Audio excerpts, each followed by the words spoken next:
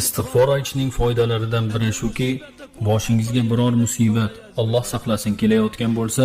bu musibat mol dunyoga yetadigan musibat bo'ladimi, badaningizga yetadigan musibat bo'ladimi, yo farzandlaringizga taalluqli musibat bo'ladimi, yoki avtoulog'ingizga bog'liq musibat bo'ladimi, yoki siz qilgan biror bir gunoh tufayli kelayotgan musibat bo'ladimi? Qanday musibat bo'lishidan qat'iy nazar, siz istig'for aytishingiz natijasida bu kelayotgan musibat sizni chetlab o'tadi. Zero Alloh taolo o'zining kalomida modomiki ular istig'for aytar ekanlar, Alloh ularni azoblamas deb marhamat qilgan. Demak, siz agar astag'firulloh, ey Robbim senga tavba qildim, ey Robbim meni kechirgin, ey Robbim meni kechirgin desangiz, Alloh taoloning agar shukr qilsangiz va iymon keltirsangiz, Alloh sizni azoblab nima qiladi degan oyatiga ko'ra, yo'lda kelayotgan musibat siz aytgan istig'for tufayli Allohning izni bilan